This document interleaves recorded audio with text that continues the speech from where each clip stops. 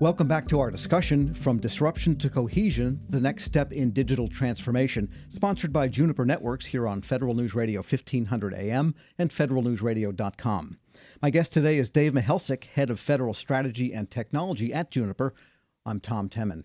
And Dave, in this whole area of digital transformation, you have developed the idea of digital cohesion. Tell us what that is and how it applies. Well, I talked in the first segment about these companies that have essentially disrupted industries through technology.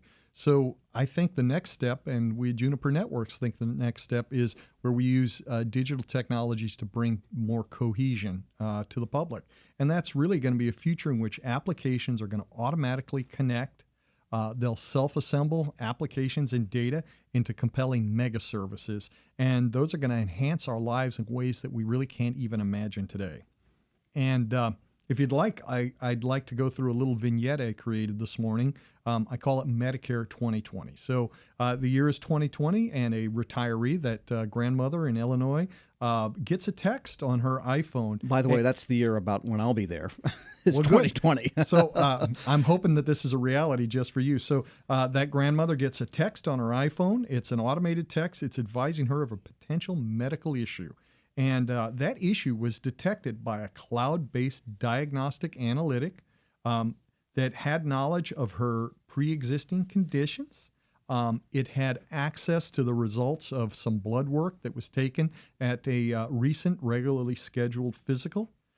It had input from a daily activity monitor that was essentially just a fitness wearable, something like a Fitbit.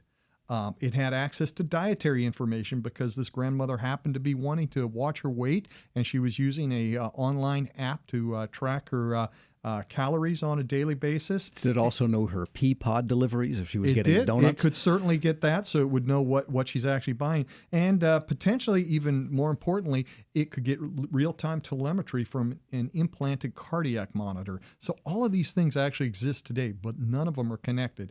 But what if we could provide this cloud-based analytic that could put all of this data together, draw a conclusion that there's a potential medical issue? So now this grandmother, based on this text, she agrees to get an in-home examination, and that's scheduled almost immediately by an app that's home healthcare consulting professionals have on their smartphones. So, call it an Uber for medical care, where these home healthcare professionals basically get an assignment, and then they can go to the nearest one can go to that assignment.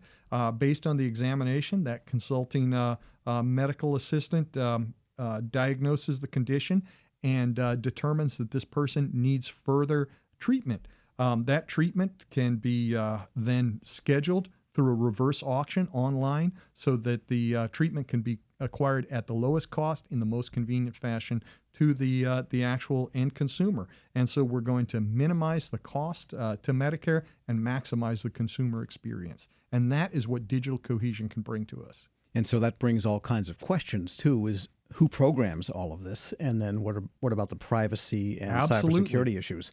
So we see there are really four critical things that need to come together to enable this kind of digital cohesion. Automation. Humans can't react fast enough to the amount of data required. So we are going to have basically cloud-based automation and analytics that can take this data and forge it together and come up with the right conclusions. Interoperability. So we achieved so much in the world when we agreed on something called the Internet Protocol, or IP.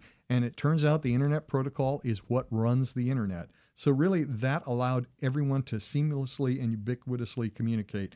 Now moving forward, we've got to take that value proposition up the application stack. We need to have everything based on open software and open standards so that information can rapidly be exchanged between applications.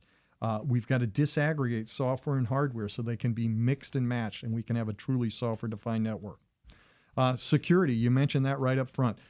If the public doesn't trust this kind of system, they're not going to put their personal data into it. So to achieve trust, you have to have security.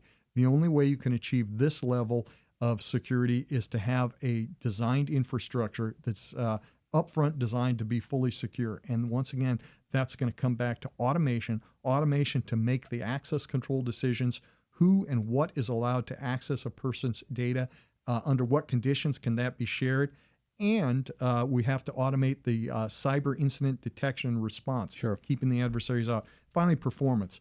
The only way this is going to work is if it's fast and reliable. So we're going to move to the cloud by definition for the computing aspects of it. That's going to increase the requirements for bandwidth.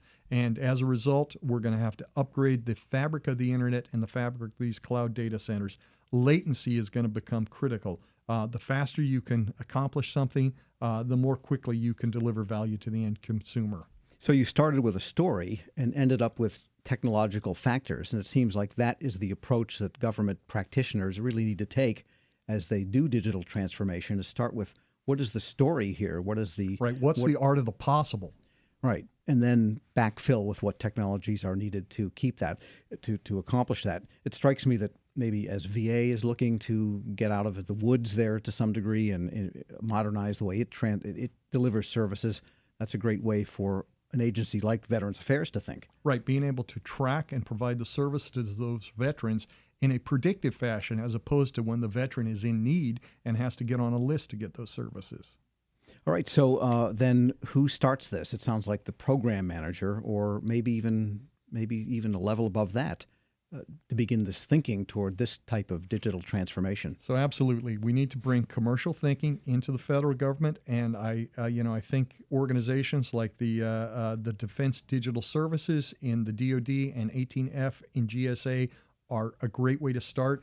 But we need to continue to bring this commercial innovation into the federal government. We need to overcome any policies and procedures that might tend to slow this kind of progress. And once again, I think program managers need to think about the art of the possible and solve problems they didn't know they had, as opposed to the problem that's been in the network for 5 years. And looking at the technology base in government now, would you say that it's equipped to carry out this type of scenario that you described? So I think it's going to come down to leadership. We have seen an impetus in the new administration to push for digital transformation with the White House's innovation initiative, and they are bringing together industry leaders.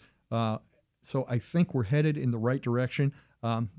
Let's just hope we can continue. All right. Good place to end. I want to thank today's guest. Dave Mihelsik is Head of Federal Strategy and Technology at Juniper Networks. I'm Tom Temin, Federal News Radio 1500 AM and federalnewsradio.com. For more on this discussion, just visit federalnewsradio.com. Use the search term Juniper.